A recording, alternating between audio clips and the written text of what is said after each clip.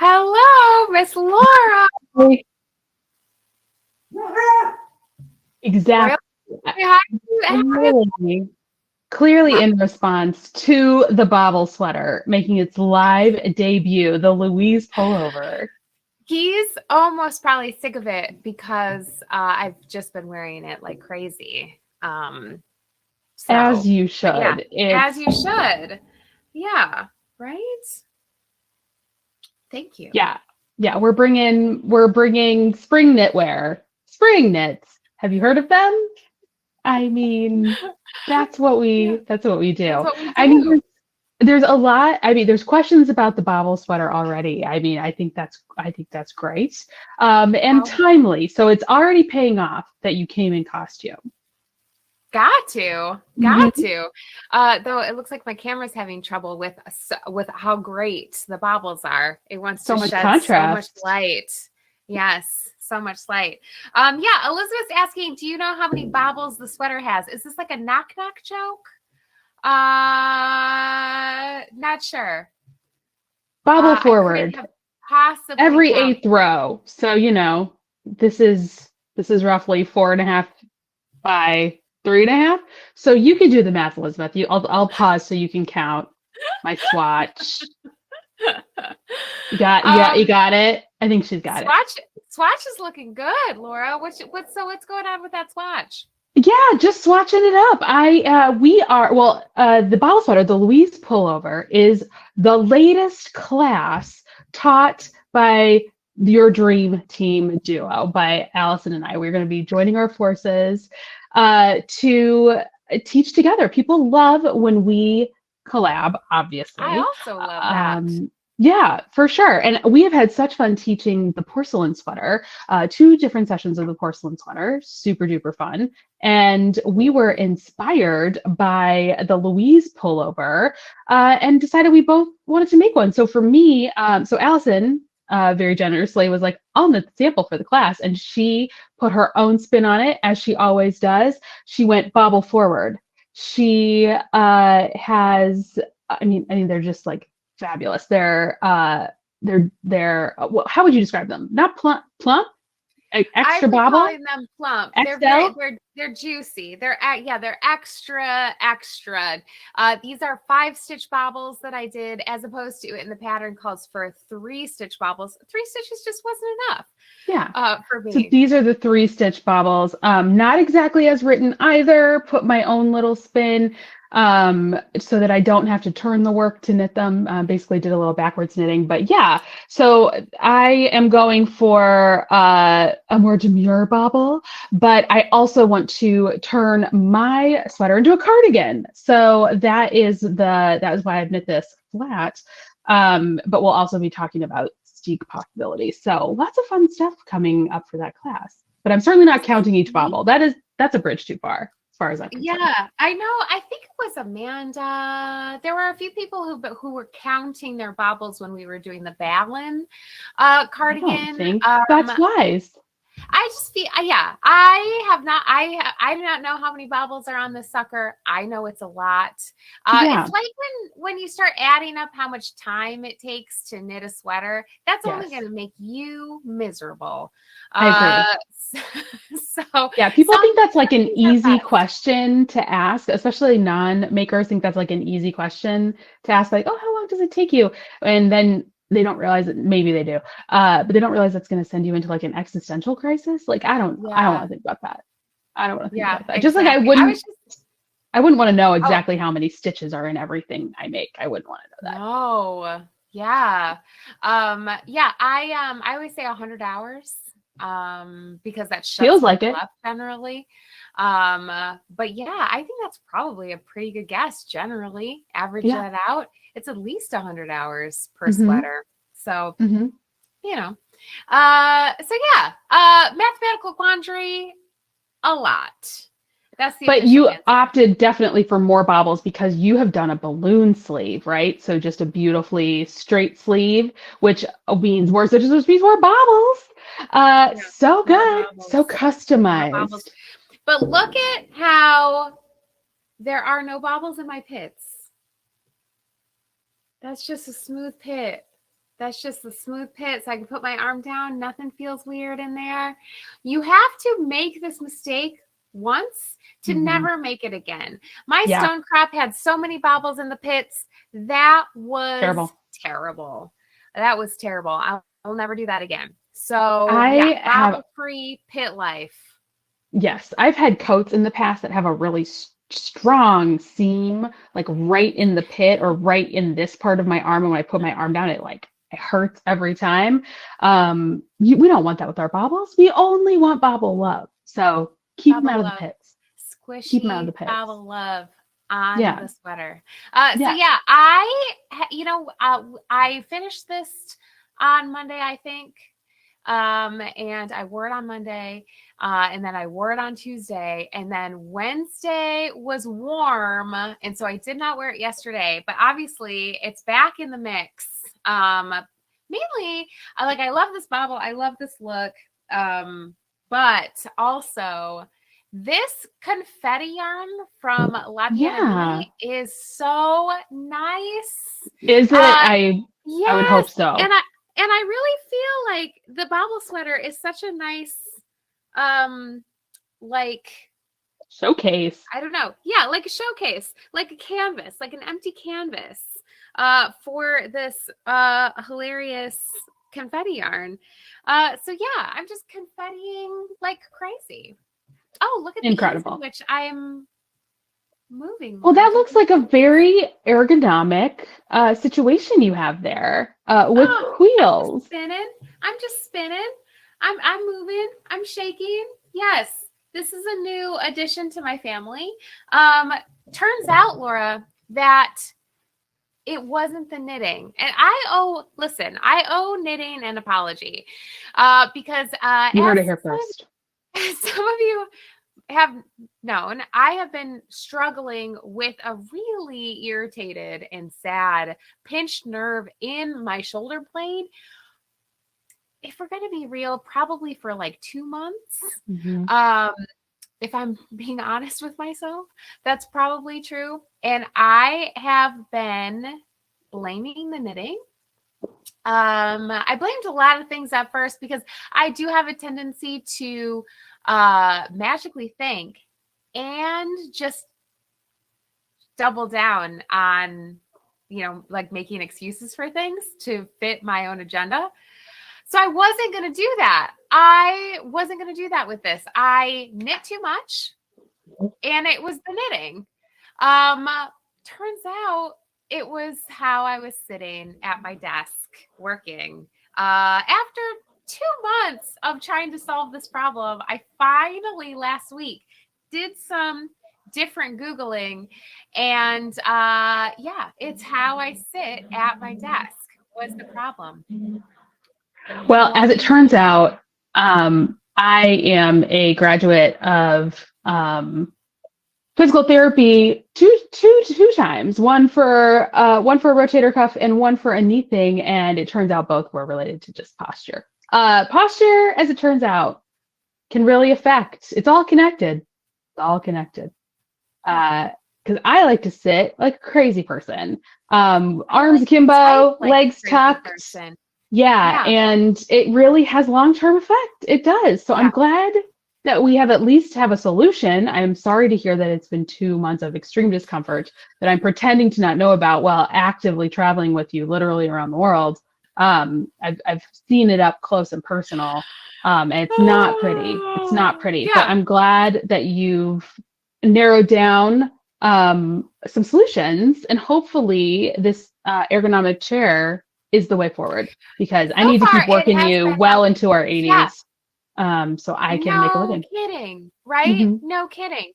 I was even thinking when I was thinking it was the knitting, like I could outsource this knitting easy. I cannot outsource what a psycho I am about my communication and my website and my classes and emails. I cannot outsource that.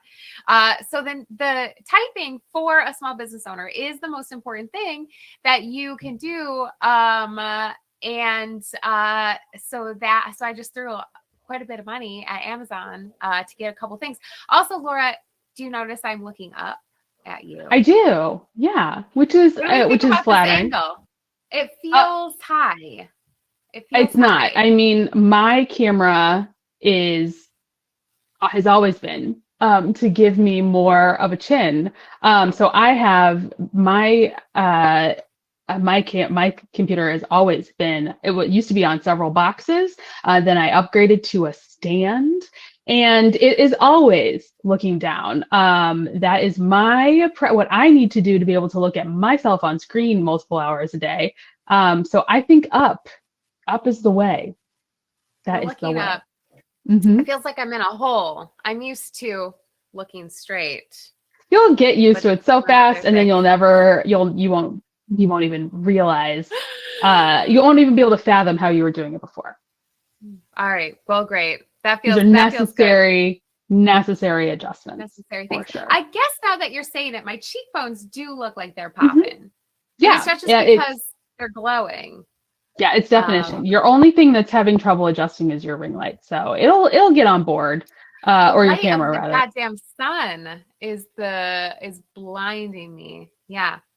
Oh my gosh. Message from Tommy. Can give credit to raising their monitor. It made the neck and all associated muscles feel a lot better. Mm-hmm. Well, your lips to God's ears, Tommy. Yep. I even prefer to type with my laptop on the stand. It's much better for me. So I hope you will join Tommy and Tiffany, it sounds like, and I in this new bold venture. It's great. It's great. Well, great. We're gonna give it a shot. So far, I'm really liking my chair. I have been sitting here for the past 6 hours, working away, and I'm feeling good. So yeah, I think we're on the right track. And this is my public apology to knitting. Turns out I don't knit as much of a psychopath as I thought I did. The knitting angles I got down because I've had problems before. This is a new problem for me. Sitting at the desk in an ergonomically helpful position, and so this is my new journey. Welcome to 40. And you can tell we're 40 because we opened up with health talk and talking about physical therapy. So that's how you know we are the age that we are. But we love solutions, and everybody wants you to feel the best you can, so you can keep creating all that sweet content. Yeah, got to. All right. Well, welcome back to Laura Allyson Live. We have not been live for 3 weeks because Laura and I have been around the world and back. It's true. We were in Germany. We were in New York for Camp Workroom Social before that. Yes. And then we went to Germany for a solid week. You gotta sneak in vacations where you can and when you have openings. And we lived to tell the tale. Laura, despite gastronomical challenges. Yeah, it was a tough re-entry for me, but worth every minute, because it was a solid week. It was great. It went just like perfectly. Like all my hopes and dreams were totally exceeded by the trip. So it just was like, we got there, spent time in Berlin, and then we took trains down through what was formerly East Germany into West Germany, former West Germany. Beautiful scenery, beautiful weather every day. It was just like, saw so many castles, so much art, like had really thoughtful, deep discussions about history, and the nature of war. I mean, it was just like everything that I really could have used in this moment in time happened. And I got to hang with two of my very, very, very dear friends, Allyson and Anne. So I had a blast. How did you feel about it? Well, in this open forum, Laura, I have some notes. That's fair. I've been waiting. I was very anxious about this episode because I knew it was coming. So I'm ready. No, I loved it so much. I had no expectations. You wanted to go back. I'm always up for anything. So I was definitely along for the ride. But every single place we went had so many interesting things about it. I particularly really loved Nuremberg and Dresden. There were smaller cities that we spent a smaller amount of time in, but it was nice to get out of the big cities and see how the political climate has shifted in the past, I don't know, 1,000 years or so between in that history. So I thought that was so fun. And just loved it. And I have to give you props, Laura, though it probably did kill you. My big joke before we went on the trip was that I was going to Germany to drink by myself. And that was not the case. You kept up with me, despite being, a lighter drinker generally than I am. I think American I am not alcohol a good drinker. Really hurts you. That pure German beer was doing you all the favors until you re-entered into America and had to get a 3-day migraine. Yes, that was definitely, I did have to pay for it, but not while I was on vacation. I don't know, it's, I think you had kind of alluded to this, like you didn't have a lot of expectations for the trip. I am someone who, when I studied abroad, my favorite times that I spent were in Germany. And I feel like that is not, especially as an American, and as people who love to watch movies, particularly about World War II. That is not everyone's first idea of a fun vacation of America. I cannot tell you the number of people when I was like, going to Germany. Bummer. And people would be like, why? And I'm like, okay, yeah, I mean, all right. But culturally speaking, World War II aside, obviously, which was very, very bad. And to say it out loud, Nazis suck. Nazis are terrible. Yeah. And the Kaiser stinkeroo. But there, not to say but, just period. New paragraph. The culture that I vibe the most with in the United States is people of German descent. My favorite cities, Milwaukee, Chicago, Cincinnati. These all have a lot of German heritage, a lot of beer heritage. And I am a mostly German thing in America as well. And so culturally, I just really get what's going on over there. They're huge dorks. They're very pedantic. And you know where you stand. And it's very easy breezy. But yeah, beer pastry castles, like Elizabeth is saying. And we did all those things a lot. It was great. Yeah. And I will say there is, because we talked a lot about this from the historical point of view, you can really tell that culturally they have done a lot of truth and reconciliation when it comes to their country's past heinous crimes. It is not hidden. It is discussed. It is talked about in a lot of the places that we went to were completely decimated in World War II, frankly, as they should have been. And they have rebuilt things thoughtfully and really talk through that in the way that they present things. So I appreciate that. While it is a huge bummer, it is very interesting. Very interesting as a tourist. Yeah, it was great to see. Literally see the before and after pictures of these, churches, of these houses, of these entire neighborhoods. So yeah, it was so interesting. Turns out I vibe with a lot of German American things too. I like all of those things that you just listed, Laura, particularly you. Thank you. But one thing I do not fuck with is that German food. Holy shit. Yeah, I knew that was going to be an issue from the jump, but I thought ate very well outside of the German food. Yes. And I did warn you. I did. Oh yeah. Yeah. Anne and I were discussing this too. Anne also was not into that German cuisine. We kept being like, what else do they eat here? Everything was pretty horrifying. Yeah, it's beige. It's potatoes, bread, and tubed meat, or veal pounded very thin. Yeah, hunks of meat with a Mm-hmm. bone Mm-hmm. in it, just like on the plate. Mm-hmm. Oh yeah, pork stuck in it like it was a sundae. yeah. A lot of pork knuckle. Yeah, it was really something, and I think what really turned the tide for Anne against my particular ordering choices was what is essentially bologna salad that I ordered when we got to Munich.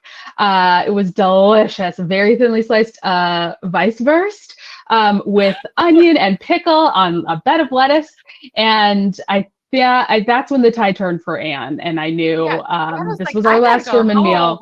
Mm-hmm. I knew that was our last German meal. But so I tried to be a little more mindful of what I was ordering around the vegetarian and the woman who was dealing with some severe indigestion. But I got to do what I got to do. Yeah. It's part of it. Engaging with the food is part of the culture, and you guys did your best. You ordered a vegetarian schnitzel, and it was horrible. Yes. So it's just a shocking lack of sauces. Mm-hmm. Yeah. I could have used 6 or 7 different dipping sauces, which isn't it? Yeah.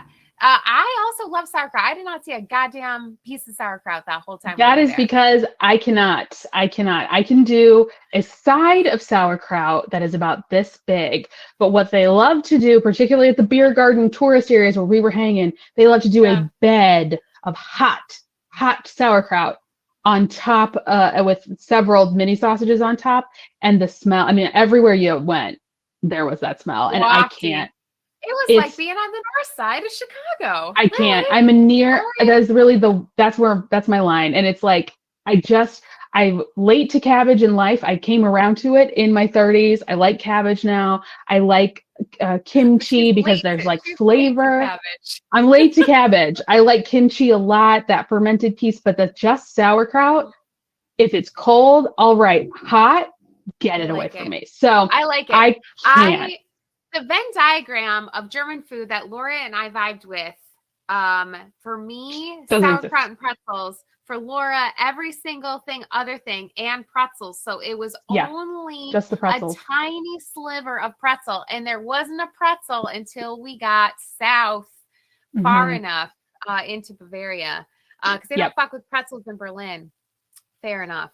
I think there's too many other options in Berlin. I am sure we could have gone on a pretzel hunt, but they're just not going to match our Bavarian pretzels. I just thought that they'd be hitting me in the face as soon as I landed. But I wasn't hit in the face one time with a pretzel. Which, I should have made clear. We started our trip in Berlin and ended in Munich. And I should have made it clearer that Munich is in Bavaria. And that is what Bavaria is what Americans think Germany is. So that is true. Really... Yeah, that is what it is. And Berlin is a different thing because it just historically is so interesting. And it was a divided city for so long. And it is just like the fascinating place. But it's very different than like Oompa, Lederhosen, pretzel. That's not Berlin. So, but you masked the disappointment well.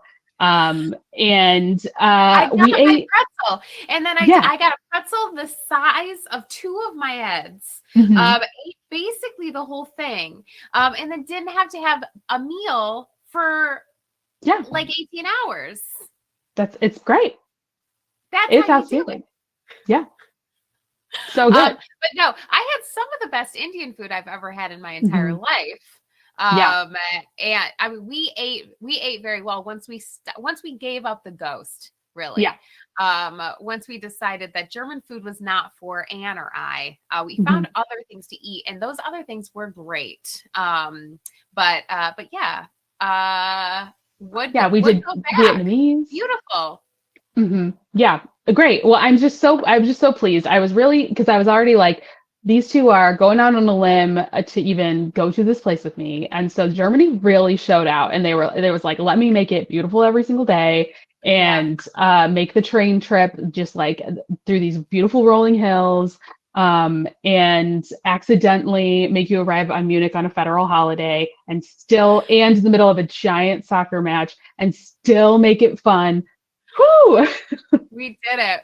Yeah. So there was more Birkenstock shopping than I think anyone could have anticipated on a vacation.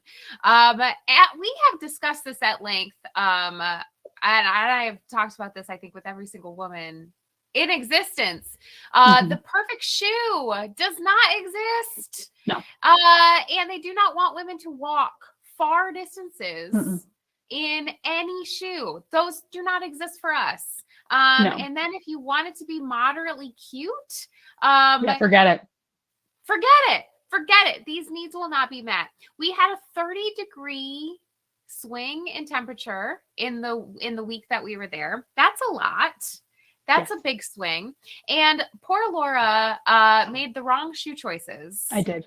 But I broke in these high tops that I brought along, but I'd broken them in like 50-degree weather. And so when it became 70 and my feet swelled, blister city. I just couldn't. And then the other shoes that I brought were just little slides, little cutie little leather slides with no arch support. And it was just like the feet needed to be freed from the foot prison. And not to put Anne on blast, but Anne only brought Blundstones, the big, thick, heavy leather boot. And when we got into like 70, 75, 80 degrees. When we got to Munich, it was 80. And she was like, and we had to emergency Birkenstock in Berlin for Laura. Emergency Birkenstock store. Luckily, one thing that I've learned from this trip, Laura, is that you are never more than a 15-minute walk away from a Birkenstock store. Not in Germany. It's home, the home shoe, which is hilarious because 0 people. It was only Anne and I wearing Birkenstocks in that entire country. So I don't know how it stays afloat. Everybody else was in their little Samba, their Adidas Sambas or their little Vero like sneaks. But I had to every year I buy a new pair of Croc Birkenstocks, and I specifically didn't before this trip, thinking just keep it in the back of my mind, and if I need it I can buy some, and it turns out I did. So they saved my life, and my feet instantly healed. 4 days later, Anne was like, I could really use a pair of Birkenstocks. And we were like, oh, guess what? There's one 15-minute walk from here. Let's go. And we went and got Anne a pair of Birkenstocks as well. And then so those two were just Birkenstocking around. Yeah, she was very embarrassing. Looking great. Not at all. Everyone was doing the best they could, which is all you can ask for. The funny part about this is I got home to Shane. I told the Birkenstock story. First of all, Laura, he was shocked that you didn't pack Birkenstocks, since you are kind of a Birkenstock queen. Really, I am, but they are not great for hills and off-roading. And I didn't know how many hills we would be encountering. Turns out not very many. And particularly the Croc Birkenstock on a cobblestone, it can be a little tricky, but I gave Anne my secret formula. It's not so much going up, it's coming down on a cobblestone path. And in Nuremberg, we had quite the incline to get up to the castle. You had to climb to that castle.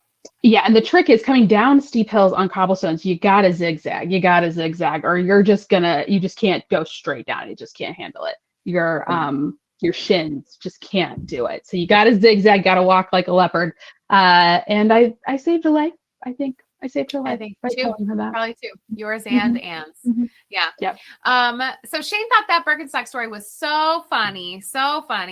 And then he ordered himself a pair of shoes for summer shoes. And he was so excited that they came, and he tried them on. I wasn't around. He tried them on, and he was devastated because the shoes did not fit, and he would have to exchange them. And Shane has very good taste. in women, obviously, and also clothes. He's always looks very good. And so he's like, oh, you can take a look at these shoes. I have to send them back and get a size up. I opened the box for these shoes.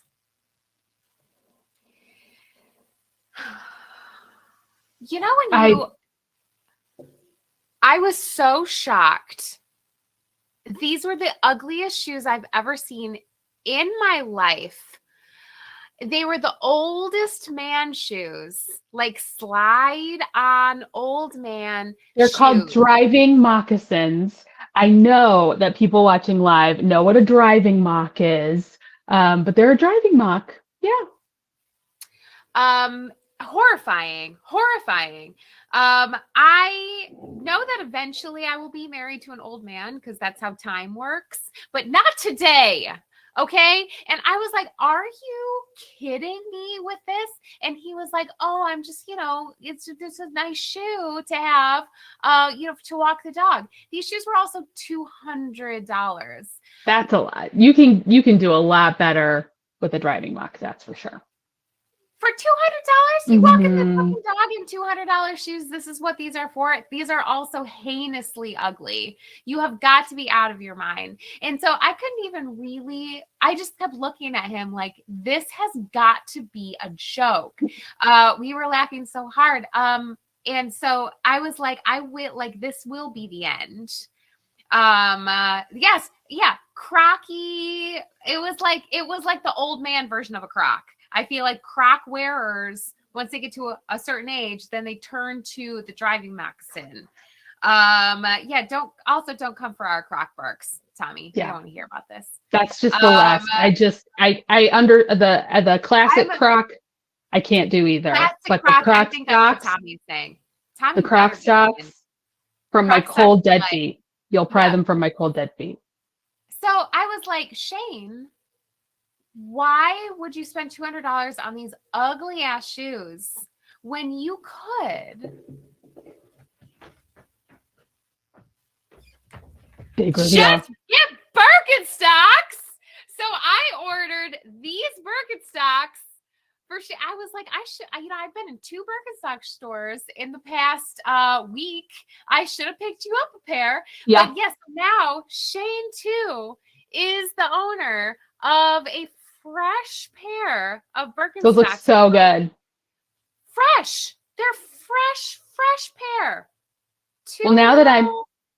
Two little stones. Well, now that I'm back in the States, my non-Croc Birkenstocks need a repair, and I have been recommended by fellow Birkenstock fan, Jen Beeman of Grainline Studio. She has recommended a repair place here in Chicago, who also has repaired her bloodstone. So you see, it all just comes back to the fact. All comes back. Yes. You got to pick your brand. The older you get, the more you need to care for your feet. You do. And yeah. So now that we're back, I realized that I just have to do like a trainer. I have to just get an ugly trainer type shoe. But not yet. I just can't quite do it. But that's Iceland's problem. I know I'm going to do hiking boot in Iceland, so that'll be just fine. But it's true. That's what happened. But you know what? I have no regrets, because otherwise I would have just been unable to keep up with the Dijkhuizen level pace of vacation, which is a minimum of 20,000 steps before 10 a.m. every day. So you just gotta work. You have to. And otherwise, I can't just what am I going to just amputate my feet? So desperate times. But I'm in Germany. I'm in the land of the Birk. What better place to get my annual repurchase, Yeah, it was there for us when we needed it. And the other hilarious thing about Anne getting Birkenstocks late in the trip is that I've got my very favorite khaki green color Birkenstocks. They had them in stock. I've had trouble finding that color. I got them. I was like, perfect, goes with everything I own. I love a drab olive green. And she watched me wear them around. And she was like, you know what? I think I want to twin with you, Laura. I want that exact color. And she walked in there and they were like, oh, no, you have a very petite size 7 foot. And that color is only available in the men's sizes, in our very large footed sizes. So poor Anne went with a lovely powder blue instead, a lady color for ladies. Yeah, she wasn't German enough to have the stocky foot to get that big size. So me and my 42s, 41, 42, I'm on the cusp. I opt for the 42. We're quite happy. But that was another moment of just like, oh man, just leave your pride at the door in international travel. So yeah, you can't worry too much about it. You got to keep it moving. Yep. Yeah. Well, yeah, Laura, great trip. Can't wait to do it again. Same. In a month when we're Same. in Iceland. Yeah, and if you all would come to a retreat in Nuremberg, Germany, I would go back there and stay at that little hotel in a heartbeat. I loved that place. Yeah, it was great. Great. Maya's in. That's all we need. Hotel Victoria, 10 out of 10. All right. Well, we got to keep this moving, especially if we're going to get to Culture Corner, because Laura gave me a task. I did. To watch a movie. I watched it last night, so we must discuss. But first things first, let's talk a little bit about biz. Little bitty business. Little bitty business. Okay. Well, Laura, big launch week. Yes. This week, we launched this duo class for the Luis pullover and cardigan. This class is getting kicked off in July, I believe. July. So you've got a couple months to decide, make your selections, make your yarn selections. And we are going to be teaching that in Monday evenings. Mondays. Yeah, Mondays. Which is great. Laura, you launch anything else? Yes, I did. I am teaching classes in person in the city of Evanston, which is just straight north of Chicago, and at the beautiful Evanston Stitchworks. It is a yarn and fabric store, perfect for the average party person.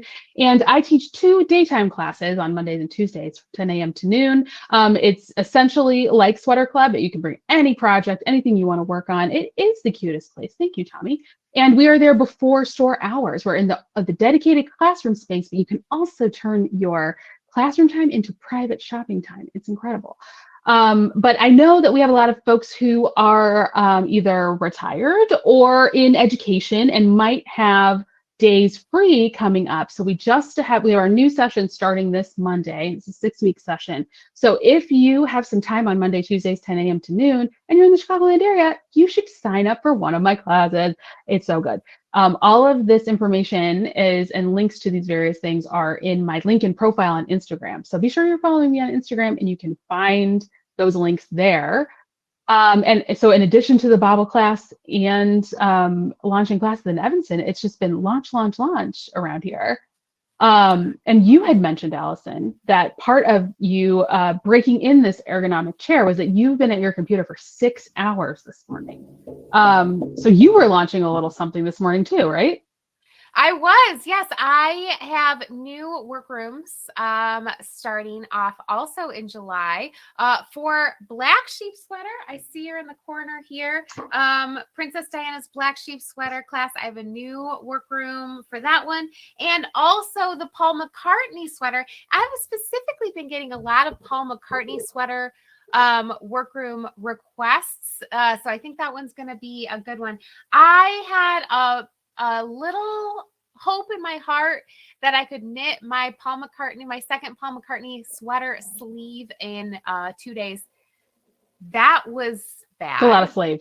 That's a lot of sleeve. But I got pretty far actually, thanks to the circle. Incredible. I got through the color work and just got to my ribbing. So this will be done maybe tomorrow. But yeah, it looks so good with my sweater too. We're just lighting up the screen. Right? We're lighting up the screen. So yeah.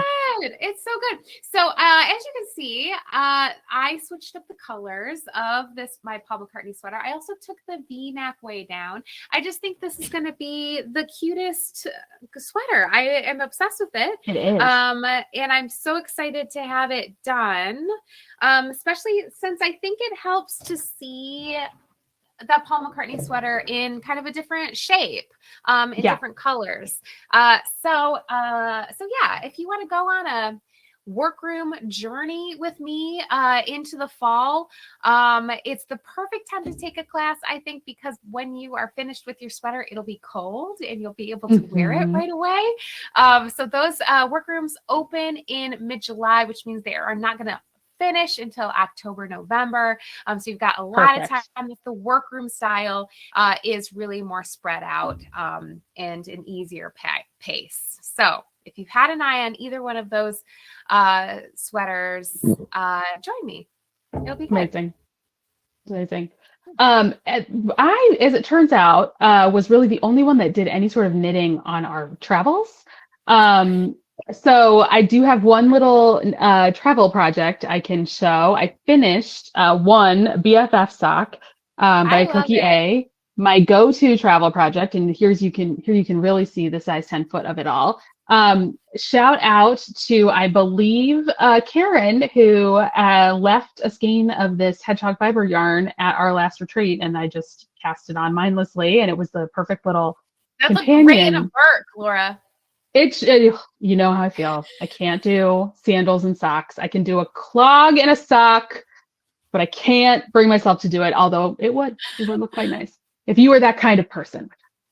But you'll notice that it is perfectly blocked into the shape of a flat sock because I used a sock blocker, which is a controversial, but in my opinion, is it necessary? Maybe not, but it is a notion. And tomorrow night, we have our next Level Up series, which is entitled Necessary Notions. And we're going to take on some of the more controversial takes, such as, is a sock blocker necessary or not? Stay tuned. But we're going to do, sorry?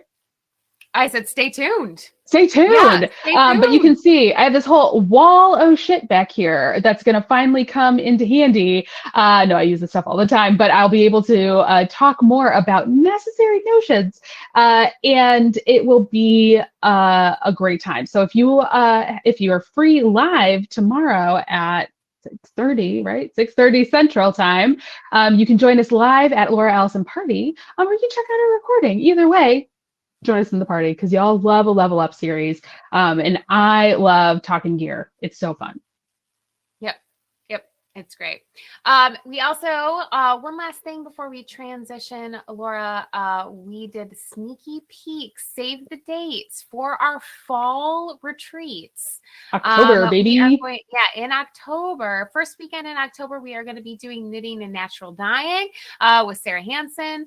And then the last weekend in October, we're getting cozy. We're doing our Harvest Dream weekend, which just means we are going to be drinking hot apple cider, eating pumpkin flavored things, making crafts, doing crafts, hopefully roasting some marshmallows by the fire. All of these things are going to be part of our Harvest Dream weekend. Yeah, fall vibes only. And that is the last weekend in October. Spooky light is what I said, Laura. Spooky light. Yes. It's it's the coziest ghosts only. Yes. Who ghosts? I think the embrace of the Galentine's retreat was a bit of a surprise to us, just how excited everybody was about just sort of a format-free true retreat knitting weekend.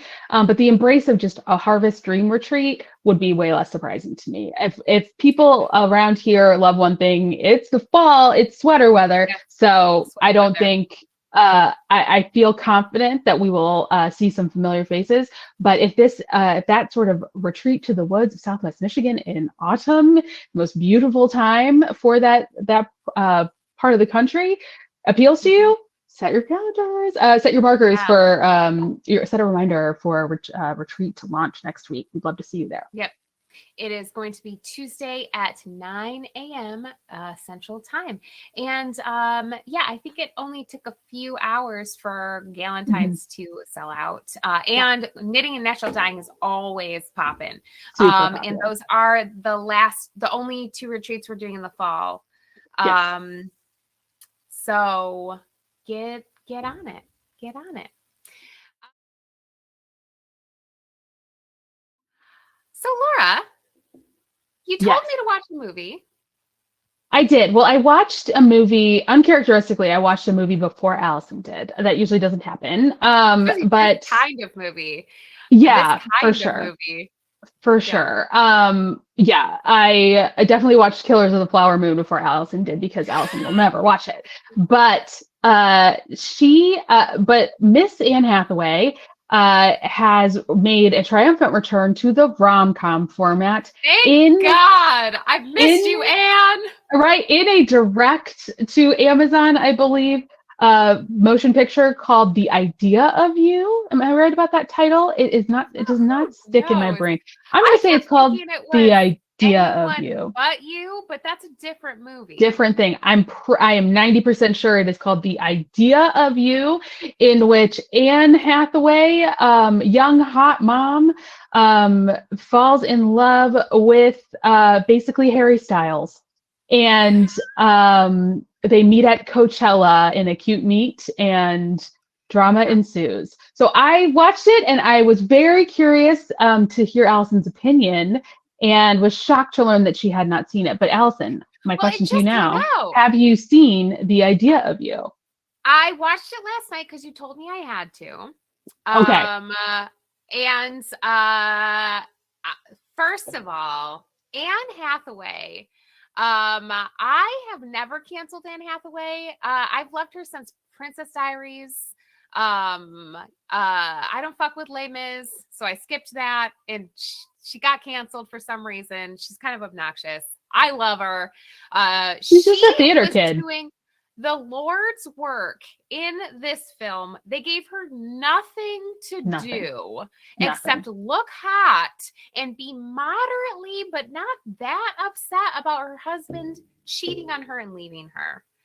But I really feel like that guy sucks, and she knew it, and she's doing great. Yeah. She's in the most beautiful home, has the most beautiful career, and easy job.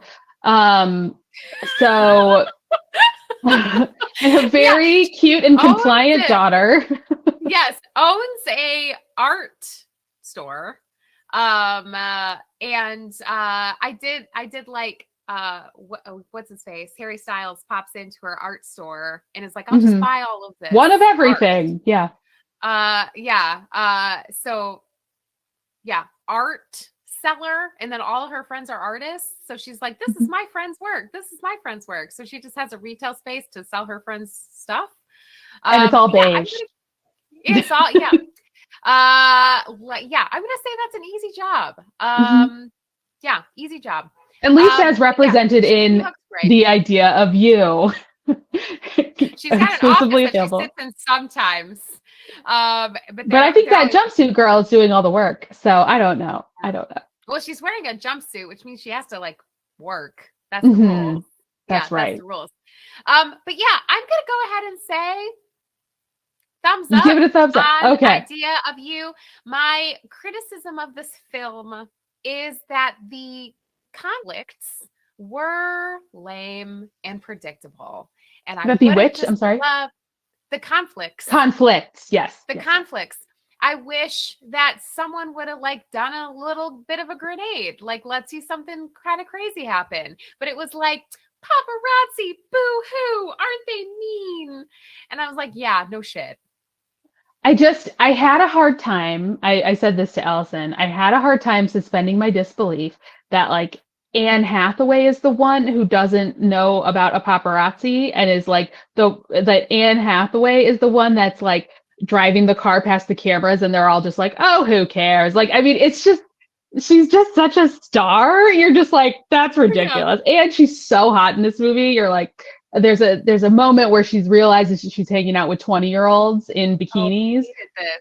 Yes. And she has the sexiest one piece that's like fully bedazzled. Like, I mean, it is just embroidered jewels. It is, you could not swim in this swimsuit. It is the most impractical lounging one piece, sexy, plunging, whatever. And there's a moment where she takes her perfect little A cups and like goes like this to imply that they are sagging. Impossible. And is so self-conscious around these 20-year-olds that she puts on a denim caftan and goes and sits outside with these girls. And it's just like, I don't understand that scene at all. It made no sense. The conflict in that scene was so contrived too. Yeah. Where these girls are just like chit-chatting with her and she's taking everything that they're saying super personally. They're not meaning anything by it at all. They're just like sharing shit that she should probably already know about her boyfriend. And then she just is like, oh my God, you're lying to me. And he's like, no, I'm not. Like, I am a 24-year-old man who and probably also, has sex with lots of women. They show her like being on the plane with these girls, whatever. It's like she's interacted with these girls a lot before they get to this pool scene, or she's been around them. But the implication is she hasn't talked to them once until they got there. So I would kind of be like, hey, fuck you. You know, I would be annoyed with her, where it's just like, we've been around. The guys are all on stage at the same time. Like, we're chilling. But now that we're at a pool, you want to be all weird and like, I don't know. It's so weird. And also, it didn't make much sense since these girls, they make a point that these girls are not that much older than Anne Hathaway's daughter in the movie, but she has a great relationship with her daughter, which leads everyone to believe that she does know how to talk to children. Yes. I think what it does well, though, is the meet cute at Coachella. I think it does a great job of simulating the boy band songs. I think the songs sound like, oh my God, I can't even remember the Harry Styles group. That's terrible. But what was the One Direction? One Direction. It really sounds like them. They're catchy as hell. You're like, yeah. And at one point, like, they all start singing along, and you're like, this is realistic. Like, I'm into this. Like, they did the choreo and everything. Like, I thought they really nailed that. I thought they did a great job. You understand why he likes her. Yeah. You know? Like, she's super likable, super cool. You totally get why he likes her. You totally get why she likes him too. He's obviously different than that dick she was married to and everything going on in her life. That really works. But just the conflicts were so contrived.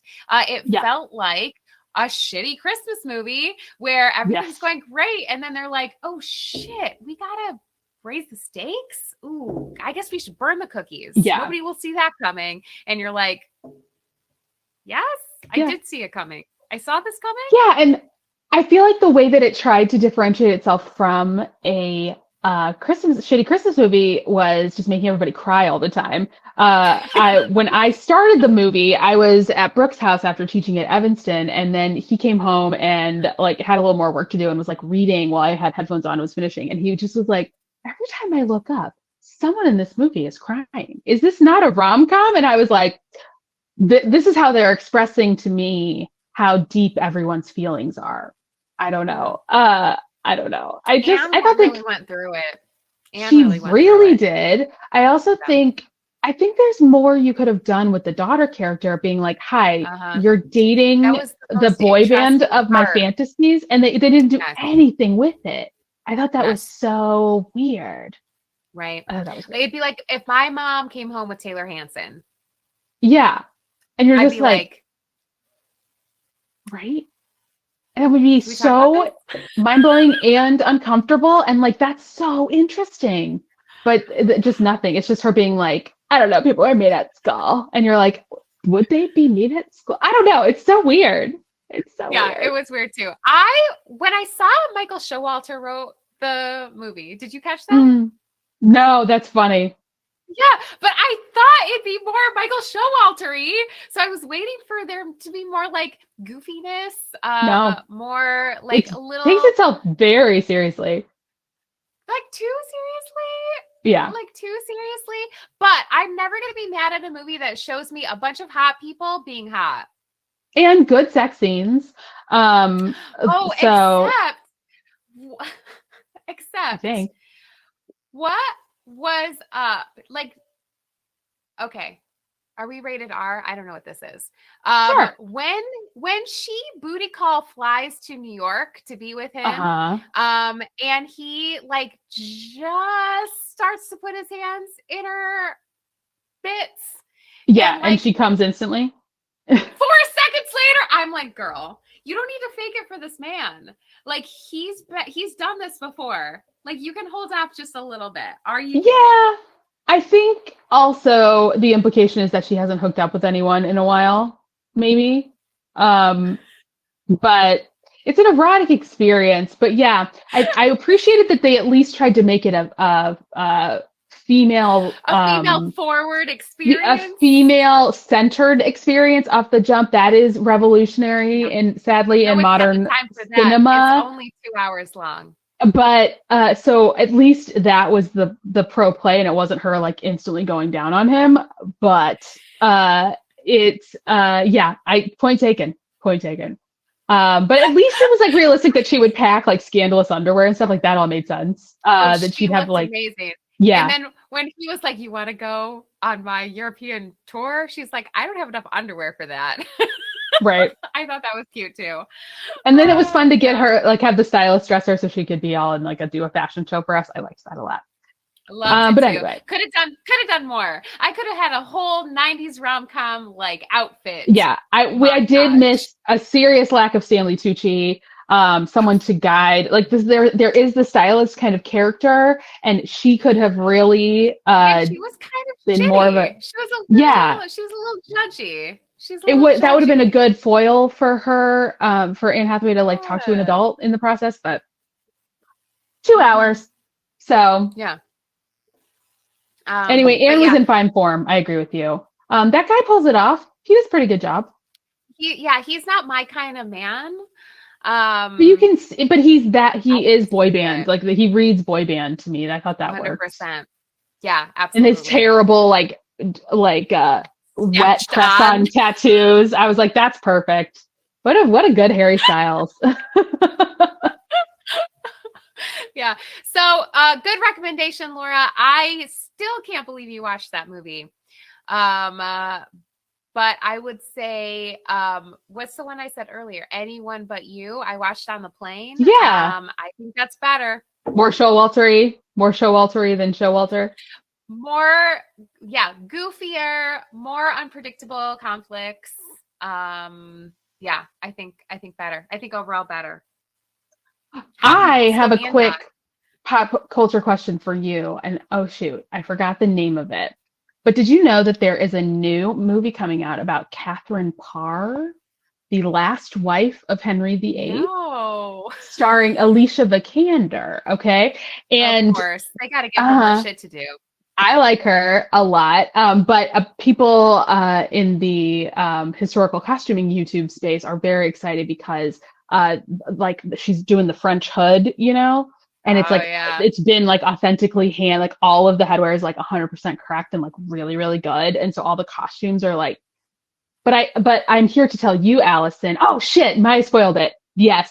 I was trying to get there to tell you the information that is just broken across your face. But yeah, I need you to know that Henry VIII is played by Jude Law. So that's where we are. For the couple of seconds that I saw of the preview, I do not believe there's a fat suit involved. But your special love, your forbidden love, Jude Law, is now Henry VIII dying age. So it was bad enough waking up this morning to the 30th anniversary of the Blue album that I was unironically listening to this weekend. And now you need to know. That one you need to know. Baby first loves Henry the Eighth. Is Henry the Eighth. Oh God. End stage. Henry the Eighth. So that was rocking my shit yesterday, and I saved it up to tell you. So Maya and I are here to break it to you. Yowza. I'll see it. But holy shit. That's tough. That's tough. I'm still kind of living in a world where Leonardo DiCaprio is like a creepy old man. God, he really was in Killers of the Flower Moon. I could not have been less attracted to that person. That's hard which for he me. would love. He would find that to be a successful acting maneuver on his part. He would. Yeah, he would. That does. Jewel's exactly right. That does. I love anything about the Tudors as well. Catherine Parr doesn't get as much credit.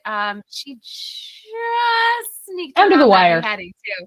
Yeah, under the wire. Really got it. So good for her. Yeah, I'm in for that. That's going to be tough, but I think grappling with your own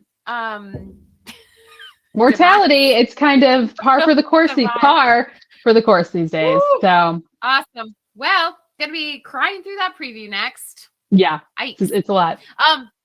But it was kind of nice to see how great Anne Hathaway looked in that movie, and everyone was like, "See, she's 40 and she looks amazing and is living her life and having just constant sex with a 24-year-old." Yeah. Switch to Jude Law is on death's door, gouty as fuck.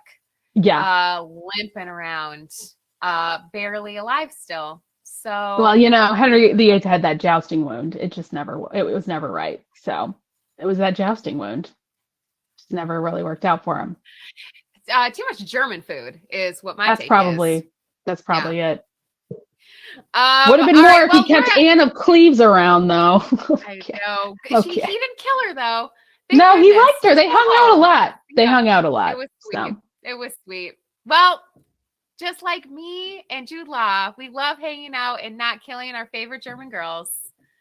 Yeah. Thank you. Let's keep that up, please. Let's keep that up. Give me a house in the country and I'll get out of your hair.